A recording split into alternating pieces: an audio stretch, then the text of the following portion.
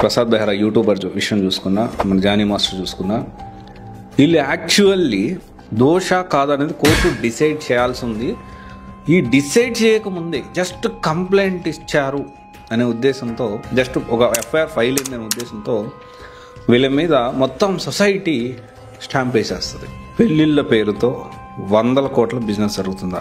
పెళ్ళి మిమ్మల్ని చూసి చేసుకుంటున్నారా, మీరు ర్యాంకుని చూసి? అంటే ర్యాంక్ కూడా ఒక్కొక్క రేటు, వాళ్ళకి వచ్చే క్యాడర్ని బట్టి, వాళ్ళకి వచ్చే ర్యాంకుని బట్టి దానికి ఇంత ప్రైస్ ఫిక్స్ అనమాట. ఈ ప్రైస్ ఇదిగో ఇంత, ఈ ప్రైస్ ఇంత, ఇదిగో ఇది అయితే ఇంత. కర్ణాటకలో రీసెంట్గానే ఒక అమ్మాయి 7 మెంబర్స్ పెళ్లి చేసుకొని ప్రతి ఒక్కరి మీద 498 కేసు వేసి మెయింటెనెన్స్ డబ్బులు లాగింది. ఇది కర్ణాటకలో జరిగింది. సో గైస్, ఈరోజు మనము అశోక్ నగర్లో యూపీఎస్సీ ర్యాంక్స్ రాకముందే స్లాట్ బుకింగ్ చేసుకొని పెళ్ళిళ్ళ పేరుతో 100 కోట్ల బిజినెస్ జరుగుతుందా, దీని గురించి మనం మాట్లాడుకుందాము.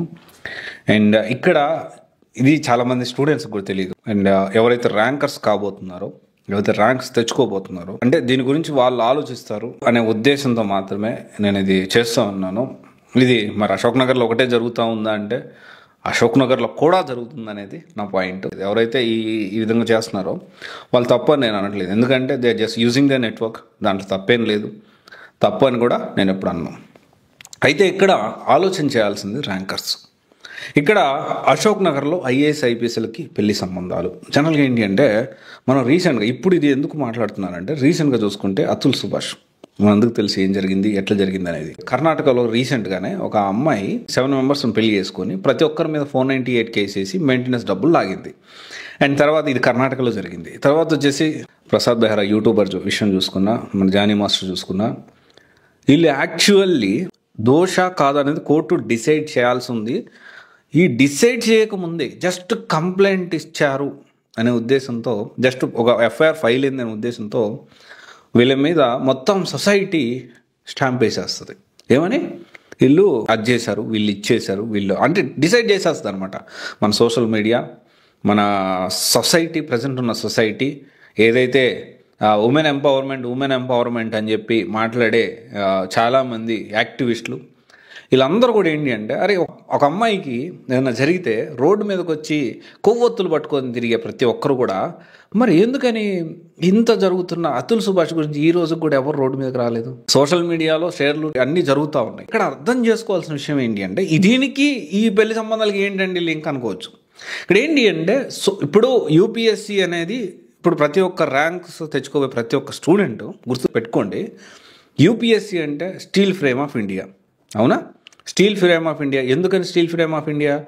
పాలసీ మేకింగ్ విషయం చూసుకున్నా, పాలసీ ఇంప్లిమెంటేషన్ విషయం చూసుకున్నా, ప్రతి బెనిఫిట్ గవర్నమెంట్కి నుంచి ప్రతి బెనిఫిట్ ప్రతి పేద మధ్యతరగతి విద్యార్థులకి, లేకపోతే పేద మధ్యతరగతి ప్రజలకి, సమాజానికి వీళ్ళు తీసుకొచ్చే మార్పులు ఇంప్లిమెంటేషన్ అవ్వాలన్నా వీళ్ళే చేయాలి.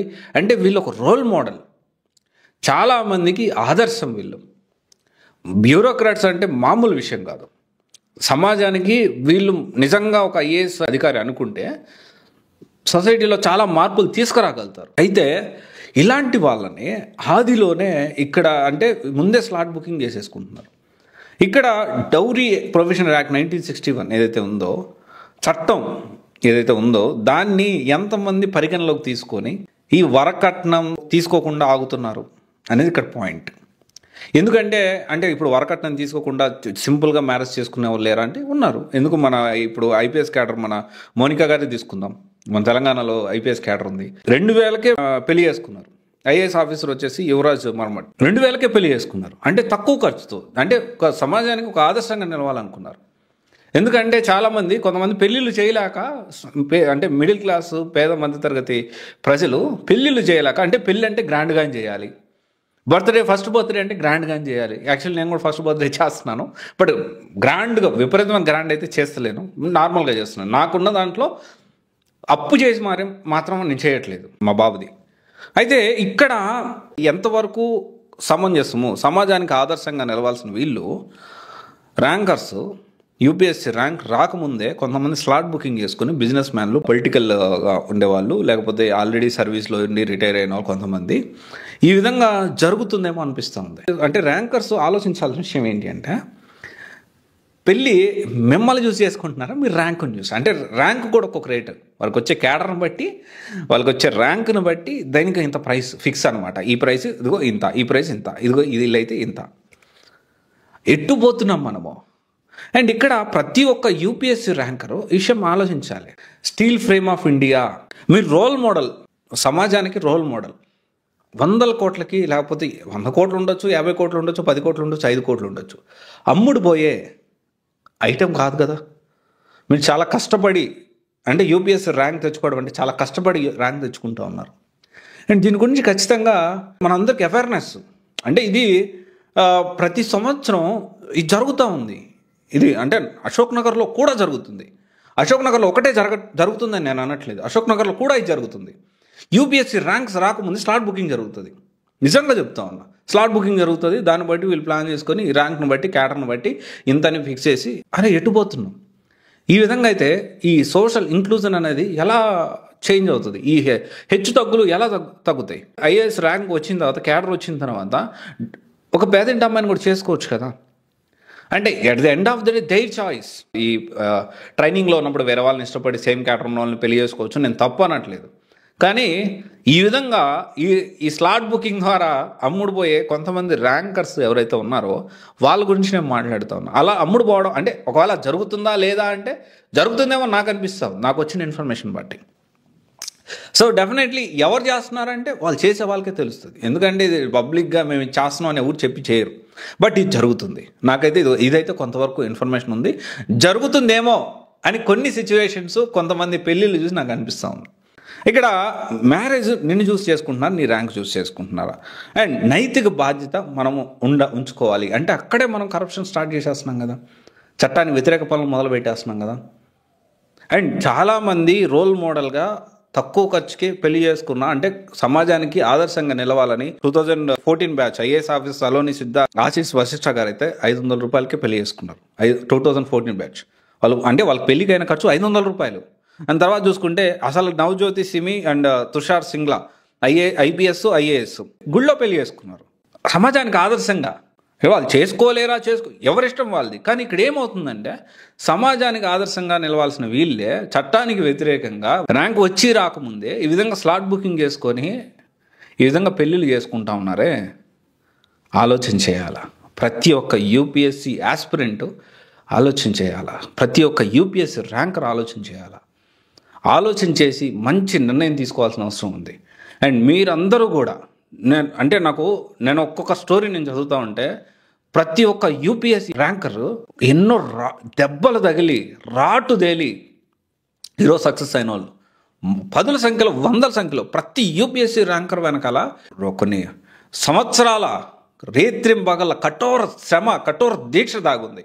వచ్చిన తర్వాత దాన్ని మనం ఎటువైపు తీసుకెళ్తున్నాం? సక్సెస్ వచ్చిన తర్వాత కష్టపడి సాధిస్తున్నారు సక్సెస్ని. ఇదైతే ఖచ్చితంగా ఆలోచన చేస్తారని. అండ్ ఎవరైతే అంటే ఇప్పుడు అశోక్ నగర్లో సంబంధాలు కుదురుస్తున్నారో వాళ్ళది నేను బ్యాడ్ అని నేను అన్ను, ఎందుకంటే they are just using the network. దాంట్లో తప్పు అని చెప్పడానికి ఏం లేదు. ఇక్కడ ఆలోచించాల్సింది, నైతిక బాధ్యత ఉండాల్సింది ర్యాంకర్స్కి. అరే మనమే ఇలా చేస్తే గ్రాండ్గా గొప్పగా ఒక 10 కోట్లు 20 కోట్లు 30 కోట్లు లేకపోతే గ్రాండ్గా పెళ్లి చేస్తే తర్వాత మిడిల్ క్లాస్ వాడు ఏమనుకుంటాడు? నేను జనరల్గా చెప్తా ఉన్నా, చాలామంది ఇప్పటికీ కూడా పెళ్ళి అంటే ఇదేదో ఒక అంటే ఖర్చుతో కూడుకున్న వ్యవహారం. పెళ్ళిళ్ళ కోసం మన వాళ్ళు ఎంత ఖర్చు పెడుతున్నారు, అప్పు చేసి మరి. జనాలు ఏమనుకుంటారో, సొసైటీ ఏమనుకుంటుందో, అరే గ్రాండ్గా చేయకపోతే గతి లేదనుకుంటారేమో. ఎందుకు అనుకుంటారు? నీ క్వాలిటీ లైఫ్ నీ లేట్ చేస్తున్నావు, నీకున్న దాంట్లో నువ్వు బతుకు. అప్పు చేసి మరీ చేయాలా? మేము బాబు బర్త్డే కూడా నేను గ్రాండ్గా చేయదలుచుకోలేదు. దగ్గర వాళ్ళని నాకున్న దాంట్లోనే చేయాలనుకుంటున్నా. అప్పు చేసి నేను ఇబ్బంది పడాలి సొసైటీ కోసమో ఇంకొక దానికోసమో నేను ఎప్పుడూ కూడా రాంగ్ స్టెప్ వేయను, ఎస్పెషల్లీ ఫినాన్షియల్ విషయంలో.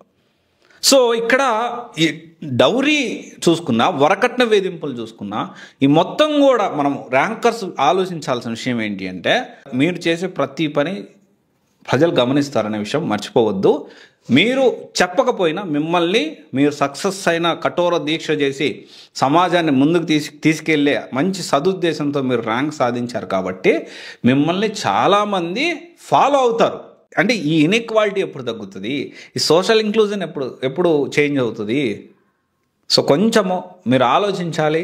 ఎవరైతే ఈ స్లాట్ బుకింగ్ చేసుకుంటున్నారో కొంటున్నారా మీరు ర్యాంకర్స్ని? ఏమో అనిపిస్తూ ఉంది. ఇదంతా జరుగుతుందా అంటే జరుగుతుందేమో అనిపిస్తూ ఉంది పరిస్థితి చూస్తే.